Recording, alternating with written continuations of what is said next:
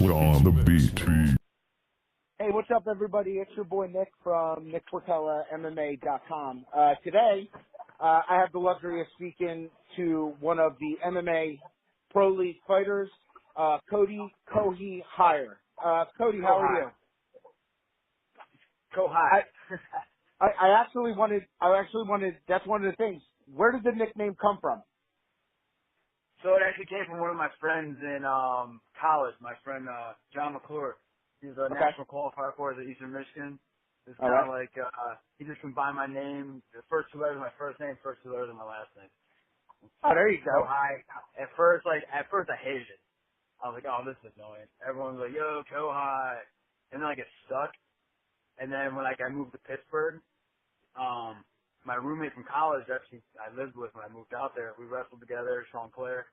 Right. He started introducing me to everyone as Kohai, so it stuck in Pittsburgh instantaneously. And I saw that first, I was like, oh man, what the hell? And then I learned to love it. Now it's part of you. It's your identity. You can't even get rid of it if you wanted to. Absolutely. So now I know you have a real big wrestling background, but how did you originally even get involved in MMA? I got involved through MMA through my friend Mike Wilkins. He trains at Hensel Gracie Pittsburgh, and that's where I got my start. Back when I was in college at Eastern Michigan, I met Mike through Sean, and it was 2008, 2009, right around there. MMA was just starting to really explode, and everybody was starting to get into it. People were taking amateur fights, and that's when I met Mike, and we were talking about it. And he was so into it, his passion, his fire. He's like, oh man, MMA is great. I'm training jiu-jitsu, I'm learning boxing, and really, you can really implement your wrestling with this. I could feel his passion, how much he loved it, how much he wanted to do it. You can tell when there's different people that, there's oh, I'm gonna go do this, and it's you can really tell they're not invested. It's just kind of the heat of the moment kind of thing. Right. But that moment, I knew Mike sold me. And he's oh, Brian, this guy's gonna be great. So I made a promise to him. And this is one of my favorite stories. I tell this story in every interview if I can work it in. Good. When Mike was telling me about that, I made Mike a promise that night. I said, listen, Mike, if you make it, you become the big guy, you go pro and all that stuff. I will stop what I'm doing. I will move to Pittsburgh and I'll help you train. And that's how I got my start in MMA. I was, sitting in Michigan. I was managing a sprint store. And I was trying to figure out where my life was going, what am I doing? I wasn't happy. I was in a bunch of situations that that wasn't working for me really well. Right. And he sent me a text. He just got his third win as a TKO, his third win as a professional. And he said, "Where are you?" And I said, "I'm on my way." So 2 weeks later, I quit my job. I got rid of my apartment in Michigan, and I was sleeping on my friend Sean's couch in Pittsburgh. And I started training 2 weeks after he sent me that picture. And then here you are. And then now here I am. So even though you did the whole I slept on the couch thing, at the end of the day, this was worth it for you because now you're actually happy, not working at Sprint, and doing what you like. And they say wrestling is the best base for MMA. It's been kind of proven, so that gives you kind of a one-up as well. Right, and I feel like wrestling is one of the best bases because it teaches you about how to pressure down on your opponent. It's a great complementary art to jiu-jitsu. Right. Because jiu-jitsu teaches about control and, submissions and all that stuff, but wrestling gives you that forward pressure to really bear down on your opponent and, make them feel you're there. If you never wrestled as a jiu-jitsu or trained in MMA or anything, it's so exhausting when someone's just laying on top of you and they're doing it properly and you can't move, you can't breathe. That's more exhausting than actually getting punched or doing a cardio workout. That's the worst. It is. I actually wrestle and do jiu-jitsu, so I understand when somebody is just when they get up on their toes or pushing down, and it's so much effort just to move, to breathe. So right, exactly. It's very dramatic. It's better to get punched, I think, because you can recover from that. Exactly. And that's when I teach wrestling classes at Hensel Gracie Philly, where I train now, and that's what I always tell the people in my class. I'm like, look, I'm not here to get you ready for a high school wrestling tournament. I know none of you guys are all in your 20s, your 30s, you got families, jobs. Like, you don't need to learn how to like wrestle. You don't need to learn pins and tilts. Like, that's not gonna do anything. I'm gonna teach you wrestling that's applicable for jiu-jitsu. And there you have it. Plus, it's not like the school you teach in is a school no one knows. It's like, Right. it's the real deal. I know a lot of good everything, fighters, for MMA and everything else that train there. So now, September 15th, we have this huge, inaugural event coming. MMA Pro League in Atlantic City, Team New Jersey, Team Pennsylvania. How did you kind of get pulled into this event? Because you were already a fighter. How did you kind of get drug into the mix of things and be a part of this? Daniel reached out to me when he found out what weight classes they were gonna host on the show. Daniel immediately reached out to me. He's like, hey, we need a 35-pounder. Are you in? And I had him explain to me the event and everything. I was like, oh my god, of course, yeah, that's gonna be huge. This is like potentially the next big thing. And I'm very excited to be on board. Yeah, I think the team-based thing has been tried before in like other countries, and if you look at the videos, yeah, but did you ever see like the Russian one where they just put all 10 people in the middle and they just beat the shit out of each other till one person's left? Yeah, that was ludicrous. Yeah, I mean, cool to watch, but would it work? I don't know. So listen, so many people have asked me if that's what I'm doing since they're like, everyone's talking about team-based. They're like, are you doing 5-on-5? And I'm like, hell no. That's some crazy. Yeah, that's crazy. You get all elbowed from somebody you don't even know is coming. Yeah, as soon as one person goes down, your team's screwed. Yeah, or you get gang piled if you're the last one left. Exactly. Yeah. So now this is really kind of a special event. It's a new it's a new concept. It's been put together in a way that no other attempt at team-based MMA has been done, and you really do have like a world-class front office. The guys that kind of put it together and are leading the charge. I know you're fighting at this event, but will the fans? Can we expect to see you again as your team, as Team Pennsylvania moves on to fight whatever other states get involved? Is this like you're in for the duration of this thing? Absolutely. I'm glad I said earlier in one of the other interviews, I'm glad I got into this on the ground floor. This is kind of like we're coming upon like when the UFC started. The people that got on the ground floor, we consider them legends now. Right. And this is going to be potentially the next big thing. From what they were telling me, they want to run this, like professional league, like NFL, NBA, with drafting, recruiting, playoffs and a championship. And that's some team-based sports is what everybody loves. Billions of dollars are spent in NFL and NBA. And It's actually funny you said that because I literally last week wrote an article about why I think this will be a success, and I compared it to the NFL. What does the NFL do? They get a great front office. You guys have a great front office. The front office goes and gets the best coaches that they could find. We could say you guys have phenomenal, top-notch coaches in their department. And what do? They go out and they draft the best players for their team. I was willing to bet, and I put it out there, the day is going to come where you see a whole line of Team Pennsylvania jerseys, and you're going to see your name on one. You're going to see Gracie on one. You're going to see I think this is going to turn into where on Sunday you see people running around wearing their Eagles jerseys. I think on fight nights on Saturday, I really believe you'll see the same thing. I actually got, I had put that in the article. I got over 100 messages asking where people can buy the team jersey, and I said no. I just kind of said it as a reference, to kind of compare them. But I mean, people are already asking. Right, the hype is already there, and like that's something I was going to reiterate on. The NFL, they give you a flag, they give you a banner for groups of people to come together under, and it's amazing. You got like I'm from Michigan. I'm from a small town, Davison, Michigan. Right. I'm a diehard Detroit Lions fan. I have a Detroit Lions hat on right now. It's just everyone. It's on the Philadelphia side. They're diehard Eagles fans. They can go anywhere in the world. They're gonna be an Eagles fan. And Yep. Pittsburgh, they're all Steelers fans. There's Steelers bars everywhere in the country.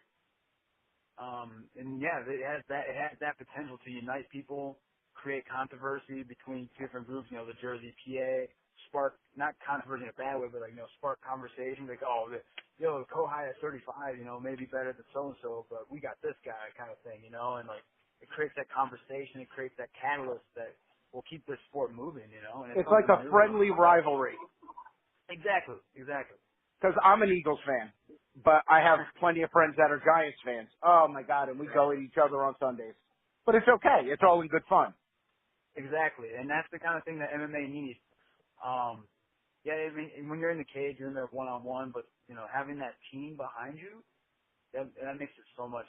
Like, it makes it so much more. Like, I remember going back to like my high school wrestling days. Like, we were undefeated, 4-time team state champs, and just having that camaraderie. Like, we would all, you could tell that we were a team. Like during the national anthem, we're all like in each other's wrapped around each other, wrapped in arms, like swaying to the music and stuff like that. And other teams are looking at us like, what the hell are these guys doing? They're doing the right thing. That's what they're doing. Right, and like it made other schools want to you had other schools that wanted to see us fail, but you also had other schools that that weren't involved in what we were doing. They're like, oh man, Davidson's going to come in, they're going to dominate. Let's see what they can do.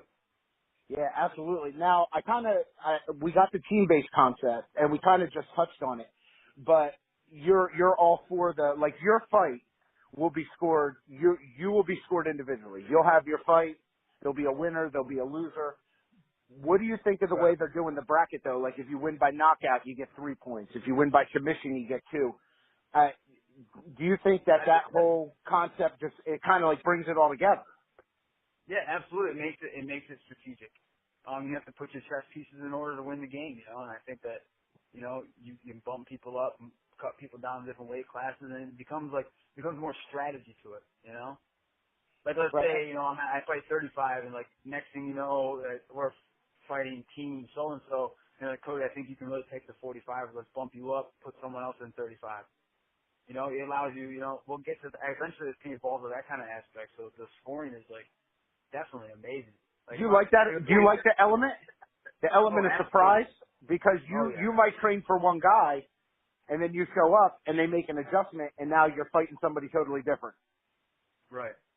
It kind of makes it's almost like you can't just base your training against one guy. You have to be ready for anybody that they're willing to put out there. Exactly. So now you guys all train together and stuff. Do you think that it kind of makes it easier attacking it as a team? You guys train together, and especially for the weight cuts, you cut weight together, you grind together, you sweat together. Do you think that's like another element to like solidify the team thing? And do you think it makes it easier for you when you see your teammate sweating to death in the sauna, but he's doing it for you just like you're doing it for him? Absolutely. And having a band of brothers in anything is going to be enough to push people to that next level and make people want to do better. That's one thing I've been missing since I've been out of wrestling is like knowing that my teammates next to me, and not so much my teammates, because like I have teammates that like where I train now, but like being under like a banner together, like Team PA, that's just like it gives you that extra drive, gives you that extra push. Absolutely. Now your opponent, I did a little bit of research anyway. Gabriel Ruins. He fought under CFFC, which is a great promotion. And it's kind of funny. You come from a heavy wrestling, grappling background, and you're training out of Renzo's. And all of his wins through amateur were via submission. Are you prepared for a back and forth ground war? Are you looking forward to it? Since that's your element. Yeah, I know he's a tough guy. I know he comes. I know he's not afraid to throw, and I know he wants to take it to the ground. I'm prepared for everything. I have the best training partners in the world. I have the best coaching staff in the world. We're putting together the right plan to come out hopefully on top that night and do what we do best. Go in there, get the win with our specific strategy, and keep Team PA in the winning bracket. So now, I'm sure a lot of people would want to know this. I know it's not anything because you train there every day, and, what is it like training as a team under Daniel Gracie? training under Daniel has been one of the best experiences of my life. Daniel, has taken my game to the next level. He's been doing MMA and competitive jiu-jitsu for so long. He's one of the pioneers. Him and his cousins, were doing this back when I was, just getting into kindergarten and first grade, So the amount of experience that they have in a sport that's relatively new, and this is something that I say all the time, the sport's young. The sport's only been around for 30 years. Think about other competitive sports, basketball, football. It's been around for forever.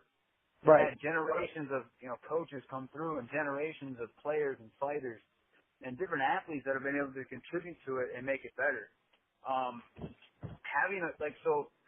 There's some people that have in this sport that unfortunately don't have the coach with the same kind of experience, and I just have to believe that gives me the edge. Maybe some people are coached by a guy that maybe 5, 6 years, 7 years, maybe has a few pro fights himself. Where we have the pleasure of being coached by someone who's been doing this for his whole life. 40 years he's been doing jiu-jitsu, professional MMA, all that stuff. It's a complete. And you can tell, like, you see his videos and he says it in his videos.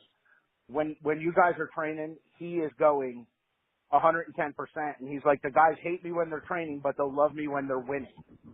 Absolutely. I completely agree with that. Daniel is, on me. Anytime I feel like, I'm tired, I'm hungry, I'm cold, I'm hot, and I want to take my sweatshirt off, Daniel's right back there to pick me back up and put me back in the right mindset. So now, and this is kind of an offbeat thing. Obviously, you guys all roll together. You do your grappling together. You do everything together, and you have the heavy background. Honestly, jiu-jitsu only. Can Daniel get the better of you? One more time, sorry. Oh, I said, now you have the heavy wrestling background, and I know you guys all train together, but in a grappling only, just out of curiosity, does Daniel get the better of you in jiu-jitsu only? Does Daniel get the better of me in jiu-jitsu? Yeah. Oh, absolutely. Daniel's a monster. I came close one time. To getting something, and he just hulked out and threw me across the room. Oh my God. Yeah, I was like, all right, well, that wasn't even close. But the nice thing is you'll never. I don't want to say never, but odds are you may never cross an opponent that has his skill level in that area. Absolutely. It may never happen. Especially at bantamweight. I'm never going to come across a training brother that's stronger or, bigger than Daniel at my weight class. You train with someone like that. I don't encourage, people training with outside their weight class. Obviously that can be dangerous. When it comes to something like jiu-jitsu, you can absolutely train with someone a little bigger, and it has its benefits. Right. Knowing that I can train with Daniel and he's not going to murder me, gives me the ability to know that if I can roll with Daniel, I can roll with anyone at the bantamweight class in the world, let alone the country. Right, for sure. So now, last thing, I'm just curious. I know you're involved in this. You're in for the long haul. But what is the goal? Where do you see yourself in 3 years from now? 3 years from now, I hopefully see myself getting my poster on the wall representing Team Pennsylvania in MMA Pro League. That is awesome. Best answer possible. But you know what? I mean, even from the media, a lot of us jumped right on board. As soon as we saw it was coming out, it's something new. It's something fresh. It adds a different aspect to the whole sport, which, like you said, in the grand scheme of things, it's still fairly a young sport, and it just keeps evolving. Every time an event happens, somebody gets an idea. Who knows? This could be the next big thing, and a lot of us kind of see it that way. So now I know it's getting closer to fight time, so I just kind of want to give you a minute to thank anybody, do your shout-outs, family, friends, anybody you want. The floor is yours. Oh, yeah, definitely. Of course, Daniel, everyone at Henry Gracie Philly, my main training area. John, everyone at EEFC, Mike, all my training partners there. Everybody in Michigan, I love you. I miss you guys all tremendously. If you ever want to, get at me, send me a message on Facebook or Instagram. I'd love to see you guys again and text me. Everyone in Pittsburgh and Hensel Gracie Pittsburgh, where I got my start, I love you guys. You know that. I come home all the time. And everyone, everyone that's been there for me, my family, my biggest supporters. I love all you guys. And I know you use all the social media outlets, but just for the people who will follow you as MMA Pro League moves forward and you move forward with it, what is the best outlet that someone can keep up with everything you're doing personally? Instagram. And Instagram's right. And Facebook. I have a Facebook page also.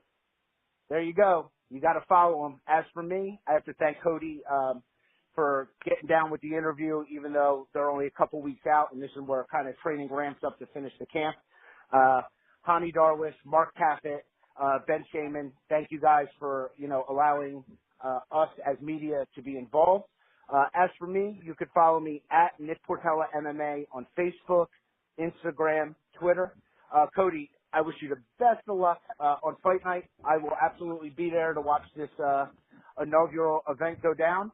And again, I wish you all the best. All right, great. Thank you, buddy. Now, we'll get a picture together that night, too. 100%. That's a deal. All right, my man. All right. Have a good night. You too. All right. Bye.